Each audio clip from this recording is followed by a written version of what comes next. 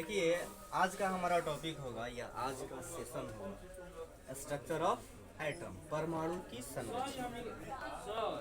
आज हमारा सेशन होगा परमाणु की संरचना पे। तो सबसे पहले हम जानेंगे ये परमाणु होता क्या है।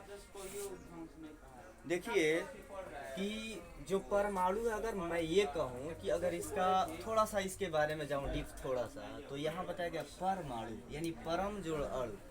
परम का मतलब होता है कि शुरुआत की चीज़ है, जैसे परम पिता परमेश्वर भगवान सबसे पहले। तो उसी तरह से इसमें भी लगा कि किसी भी पदार्थ का अगर बेसिक समझेंगे कि आखिर उसका अस्तित्व आया कहाँ से, हम आप पूरी दुनिया आई कहाँ से, तो सबसे पहले इसको जानना जरूरी है।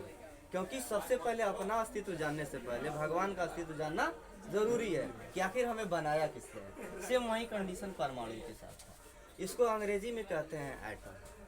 तो एक साइंटिस्ट आए थे जॉन डाल्टन, वैज्ञानिक हैं जॉन डाल्टन। इन्होंने परमाणु का नाम एटम दिया था। परमाणु का नाम अंग्रेज थे ये जॉन डाल्टन। और जो ये परमाणु है ना, ये एटम, इसको कहा अंग्रेजी में। लेकिन क्या एटम के बारे में हमारे देश के लोग नहीं जानते थे? नहीं, सबसे पहले हमारे देश के लोगों ने एटम के बारे में बताया। एक बहुत बड़े ऋषि थे जिनका नाम है पकुधा कात्यायन।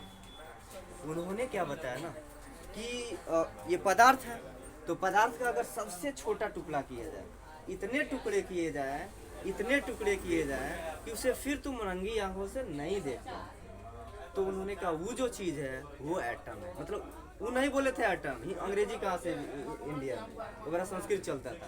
तब उन्होंने क्या कह दिया कि वही तो परमाणु है। तो सबसे पहले इंडियन फिलोसफर थे जिन्होंने कहा कि ये परमाणु सबसे छोटा कण होता है किसी भी पदार्थ का, वो थे महर्षि पकुधा कात्यायन। दूसरा नाम जॉन डाल्टन, एक अंग्रेज साइंटिस्ट थे जिन्होंने इसको एटम नाम दिया।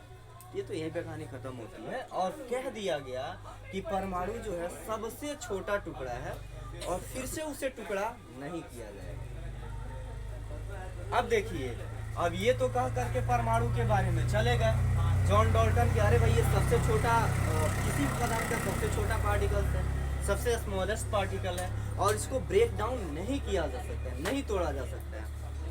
तो ध्यान से समझिए क्या होता है। दो लड़का, तो ये वो लड़का को बात कह देगा तो तुरंत उसका रिप्लाई करेगा ना, ये नहीं ऐसे होगा। तो ऐसे ही वही कह करके तो मर मुरा गए सब लोग। उसके बाद इसके बाद एक और साइंटिस्ट आते हैं, नाम होता है रदरफोर्ड। क्या नाम होता है?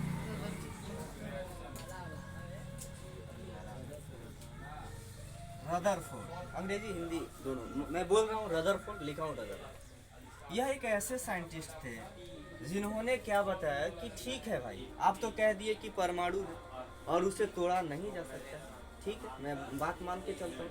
तो क्यों नहीं तोड़ा जाएगा? साइंस ये कहता है, प्रूफ मांगता है कि आखिर क्यों नहीं तोड़ा जाएगा, थोड़ा हम भी देखें। अब वो रिसर्च करने लगे। अब उनको मिल गया एक गोल्ड फोल। क्या मिल गया? गोल्ड फोल, यानी सोने की एक पन्नी मिल गई। क्या मिल गई? जिस तरह से पन्नी होता है ना, जिसमें हम लोग आलू प्याज लेके आते हैं, तो उसी तरह से उन्हें सोने की पन्नी मिल गई। अब कहोगे सर सोना तो गहना बनता है, अब उससे उतना पतला पन्नी कैसे बन सकता है? याद रखना, उतना पतला बिल्कुल बनाया जा सकता है, क्योंकि 1 ग्राम सोने में 2 किलोमीटर का तार खींचा जा सकता है। कितना? 2 किलोमीटर, पूरा 2000 मीटर 1 ग्राम में लेंथ खींचा जा सकता है। तो क्या उसका पतला पन्नी नहीं बन सकता है? आज तुम लोग सुने होगे ना कि एक और साइंटिस्ट था पागल, याद रखना साइंटिस्टों को पागल कहा जाता है, वो था बेंजामिन फ्रैंकलिन। ठीक है, सबसे पहले इलेक्ट्रिसिटी को बताया था। और क्या किया था ना, जो बिजली तड़कती है तो वो पता लगाने लगा भाई तड़कती कैसे है। जैसे हथौड़ी से लोहे पे पीटते हैं तो चिंगारी निकल जाती है, काटी ठोकना ना, जैसे थोड़ा सा अल्टर लगेगा तो लगेगा उसमें स्पार्क होने लगेगा, क्या चिंगारी निकलना। तो वो कह रहा अरे भाई वहाँ कौन लोहा हथौड़ी है, वो कैसे उसमें से चिंगारी निकलने लगी। तो वो क्या किया ना, कहा कि अच्छा कुछ ना कुछ हो सकता है, आई में से पतंग बना के उड़ा दिया सोने का। किसका? सोने का पतंग। मैंने बताया वो हल्का होता है। वो जैसे वहाँ पे गया, जैसे स्पार्क हुआ तो वो करंट पूरा है उसके हाथों में लगा। क्या हुआ?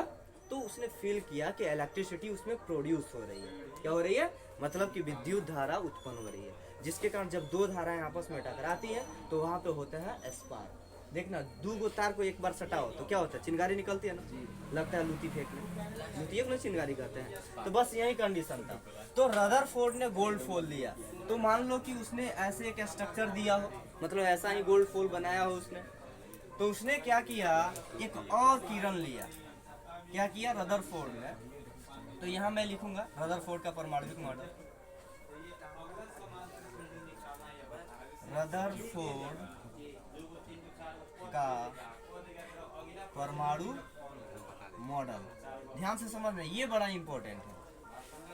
तो रदरफोर्ड ने जो परमाणु मॉडल दिया था उसमें सबसे पहले उन्होंने क्या लिया, अल्फा पार्टिकल या अल्फा रे, जिसको हम अल्फा पार्टिकल्स यहाँ लिया, अल्फा पार्टिकल, ध्यान से समझना। अल्फा पार्टिकल्स का मतलब, या रदरफोर्ड का जो एक्सपेरिमेंट है वो अल्फा पार्टिकल्स पे हुआ था। जिस तरह से एक्सरे होता है, जिस तरह से एक्सरे होता है ना जी, हड्डी टूट जाता है तो एक्सरे होता है, यानी एक्स किरण। अल्ट्रावायलेट रेज होता है जो सन से आता है, ओजोन लेयर उसको छानता है। उसी तरह से एक अल्फा पार्टिकल्स का इन्होंने क्या किया, वो एक किरण थी, एक रेज था, उसको इसके ऊपर डाला, गोल्ड फोल के ऊपर। तो उन्होंने देखा ना कि जब यहाँ से लाइट सीधा जा रहा था तो मैक्सिमम क्या हो रहा था, ऐसे स्ट्रेट चला जा रहा था। क्या हो रहा था, स्ट्रेट चला जा रहा था। यहाँ से भी ऐसे जब डाल रहे थे, मैक्सिमम जो रेज है वो क्या है, बिना मुड़े हुए सीधे निकल जा रही थी।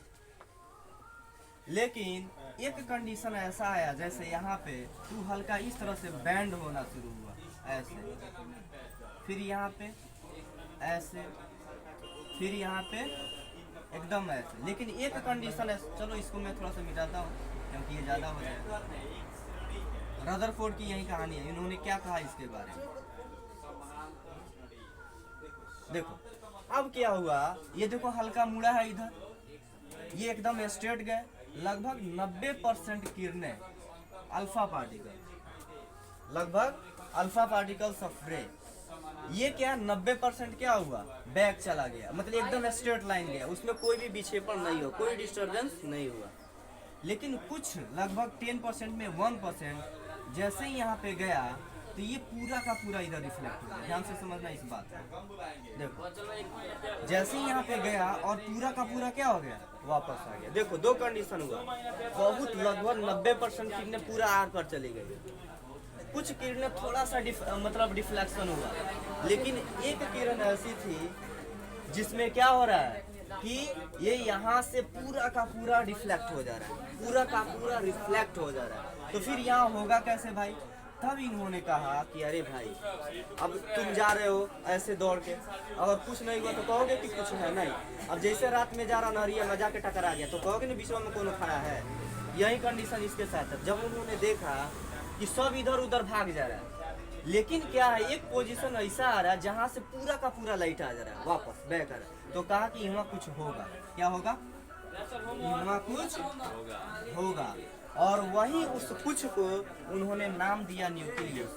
क्या कहा, जिसको हिंदी में कहते हैं नाभिक। क्या कहते हैं, नाभिक। याद रखना, अब नाभिक का होता है सेंटर में, देखो ये लगा सब मुस्कुराना नाभिक का, अरे समझ में ना जी। तो देखो ह्यूमन बॉडी का भी जो नाभिक होता है वो सेंटर में होता है, इस चीज को याद रखना। अब इसका नाम क्या रख दिया, न्यूक्लियस रखा। अब ध्यान से समझिएगा, अब यहाँ पे देखो बीच में हमने प्लस कर दिया है, और रदरफोर्ड ने कहा था कि ये जो न्यूक्लियस है वो पॉजिटिव चार्ज रखता है। कौन सा चार्ज, यानी उसके अंदर होता है धनावेश। अब धनावेश क्यों भाई, अब यही तरह साइंटिस्ट थोड़ी मान लेगा, लगेगा उस पर रिसर्च करेगा, बताइए क्या है। तो ये कहे कि सुनो बबुआ, अल्फा पार्टिकल पॉजिटिव आयन होता है। क्या होता है, धनात्मक होता है। अल्फा पार्टिकल धनात्मक होता है। तो याद रखना, अगर ये ऋणात्मक होता है तो अपने तरफ अट्रैक्ट कर लेगा, क्योंकि मैंने बताया था दो अपोजिट चार्ज एक दूसरे को अट्रैक्ट करते हैं, आकर्षित करते हैं। दो अपोजिट चार्ज और दो क्या होता है, सेम चार्ज एक दूसरे को रिपल्स करते हैं, यानी विकर्षित करते हैं। तो उन्होंने कहा ये तो धनात्मक चार्ज है, और जैसे वापस आया मतलब ये अपने आप आकर्षित नहीं किया, भगा दिया यहाँ से, मतलब ये भी क्या होगा, प्लस। तो देखो इसको पहले से नहीं उनको पता था कि प्लस है, पहले से केवल ये प्लस पता था, और जैसे यहाँ से दिखाए रिफ्लेक्शन तो ये बैक आया, और ये जैसे बैक आया तो कहा ये भी धनात्मक होगा। तो इसीलिए उन्होंने अपने मॉडल में कहा कि ये जो गोला होगा ना वो धनात्मक होगा, जो सेंटर होगा, जो नाभिक होगा, जो न्यूक्लियस होगा वो क्या होगा, धनात्मक। इसके चारों ओर जो भी बच रहा है वो सब ऋणात्मक होगा। क्या कहा उन्होंने, सब ऋणात्मक। अब रदरफोर्ड इतना कह करके चले गए, रदरफोर्ड इतना कहने के बाद चले गए। अब इसके बाद आ जाते हैं गोल्डस्टीन।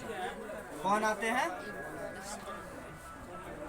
गोल्डस्टीन, जिनका ई गोल्डस्टीन हम कहते हैं। अरे नाम तो लिखिए दिए, नाम अंग्रेजी हिंदी का, सब अपना नाम अंग्रेजी में नहीं लिखता है, तो गोल्डस्टीन का हिंदी में अंग्रेजी में लिखेंगे तो दिक्कत है, लिख दिए गोल्डस्टीन। अब क्या हुआ, रदरफोर्ड इतना बात कह करके चले गए, आप कह दिए कि न्यूक्लियस है सेंटर में। अब क्या कर रहा था, अभी आया, मतलब ये थोड़ा सा हिला हुआ था, कह रहा है कि रदरफोर्ड साहब आप तो कह दिए कि न्यूक्लियस है, यहाँ होता है प्लस चार्ज। क्या होता है, तो इस न्यूक्लियस को और थोड़ा सा रिसर्च किया उस पर, और खखोर ना कहते का खखोर ले बड़ा, तो वो खखोरने लगा फिर उनके, किनको, रदरफोर्ड को। कहा कि रदरफोर्ड साहब आप तो कह दिए ठीक है कि ये धनात्मक होता है, ठीक है, तो आप बताइए, तो ऑलरेडी ये तो एक गोले से ये निकला है, तो वो कहा कि अगर अंदर वो कुछ हो सकता है, तो लगा इसको खखोरने, क्या करने, जैसे खखोर रहा था तो देखा अरे भाई एगो और ही चीज उसमें मिल गया, क्या मिला, एगो और ही। अब उसका नाम उन्होंने क्या दे दिया, प्रोटॉन दे दिया। क्या दे दिया, उसका नाम क्या किया, तो प्रोटॉन की खोज किसने किया, ई गोल्डस्टीन। लेकिन प्रोटॉन धनात्मक चार्ज रखता है, यह बताया किसने था, रदरफोर्ड। किसने बताया था, लेकिन खोज किसने किया, याद रखना, आप बताओ कुछ भी करो, जब तक तुम प्रूफ नहीं करोगे तुम्हारा नाम नहीं होगा। तो ये क्या कर दिया, प्रूफ कर दिया ना, इनमें एक और ही कण क्या है जिसका नाम उसने प्रोटॉन रखा। तो पूछा जाता है कि प्रोटॉन की खोज किसने किया, ई गोल्डस्टीन। लेकिन बताया सबसे पहले किसने था इसके बारे में, आया समझ में इसने, तो कोई दिक्कत नहीं। अब दो चीज हुआ, अभी तो ये न्यूक्लियस खोज हुआ, यहाँ पे प्रोटॉन हुआ। अब जैसे यहाँ पे देखा जा रहा था कि इसके अंदर प्रोटॉन है, तो देखो यहाँ पे अभी, अब देखो परमाणु ये पूरा है, और कहा गया कि अब इसको तोड़ नहीं सकते। रदरफोर्ड आया कह रहा कि इसके अंदर एगो न्यूक्लियस है, फिर उसके बाद से आगे आई गोल्डस्टीन कह रहा कि न्यूक्लियस के अंदर वो एगो है, क्या है, उसका नाम है प्रोटॉन। अब बात फिर आगे बढ़ने लगे, अरे भाई कुछ और ही होगा ना जी। जब कोनो चीज़ खोज होता है, कोनो एगो चोर पकड़ा गया, कहीं चोरी हुआ, तो क्या होता है जी, एगो जैसे पकड़ाएगा, अरे भैया के साथ एगो और ही कोनो हो ना, तो ये अकेले क्या तरह चोरी कर ले। अब वो कंडीशन फिर इसके साथ हुआ, प्रोटॉन का तो डिस्कवर हो गया, गोल्डस्टीन ने कर दिया, नाम दे दिया गोल्डस्टीन ने प्रोटॉन उसको। अब क्या हुआ, इसके बाद एगो और ही आता है, उसका नाम था चैडविक। क्या आता है, चैडविक।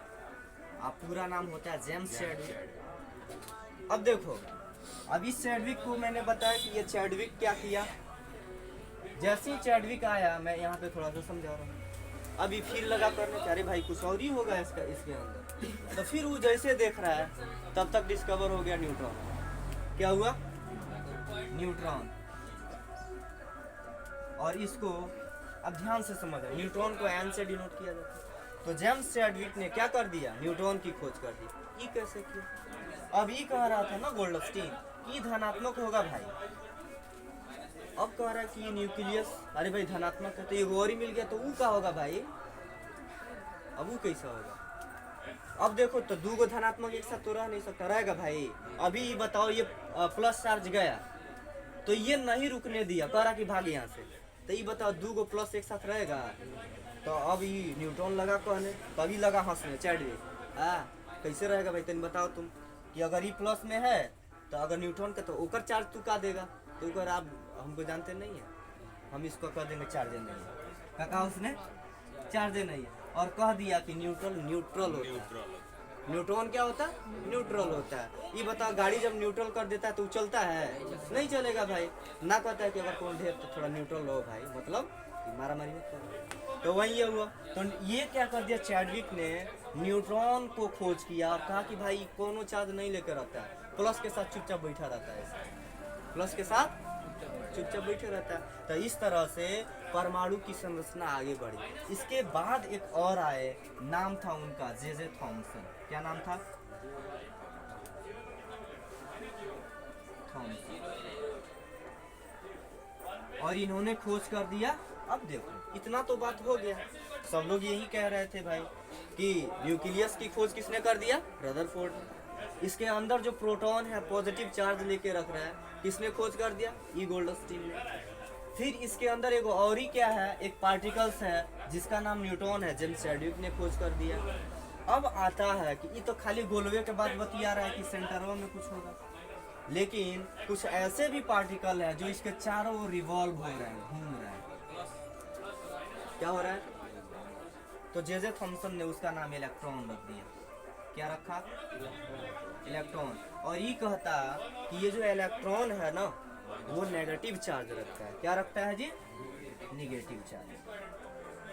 अब देखो इस तरह से इलेक्ट्रॉन, प्रोटॉन और न्यूट्रॉन, तो परमाणु के अंदर, एटम के अंदर 3 गो सब पार्टिकल्स हुए, इलेक्ट्रॉन, प्रोटॉन और न्यूट्रॉन। अब जो जॉन डाल्टन ने कहा था कि ना बबुआ अब उसको तोड़ा नहीं जा सकता है, तभी 3 गो आया सब पगला और इसको कहा कि ना आप कह रहे थे तोड़ा नहीं जा सकता, और हम लोग क्या किए, 3 गो चीज, 3 गो नहीं, एगो और ही न्यूक्लियस क्या खोज कर दिया, उसके अंदर नाभिक को भी खोजा, कहा कि 4 गो चीज उसके सेंटरवा में है, चारों को हम लोग अलग अलग कर देंगे। क्या करेंगे? तभी ना पता चला जी, अगर एक में रहता तो कैसे पता चलता है? तो इस तरह से तब वहाँ पे जो जॉन डाल्टन की थ्योरी थी वो क्रॉस कर गई। क्या हुआ? और वो फेल हुआ। याद रखना, जब भी नया इन्वेंशन होता है तो पहले वाले को फेल किया जाता है, और दुनिया की यही रीति है कि अगर आप बड़े हो तो आपको फेल करके मैं फिर आगे बढ़ूँगा, मुझे फेल करके फिर नीचे वाला आगे बढ़ेगा। तो इस तरह से थ्योरी को क्या किया जाता है? अभी जो आइंस्टीन की जो थ्योरी है, थ्योरी ऑफ रिलेटिविटी, उसको अभी के साइंटिस्ट चैलेंज कर रहे हैं। मतलब उसमें भी अब क्या हो रहा है? रिसर्च हो रहा है। एक साइंटिस्ट का नाम आप लोग जानते होंगे,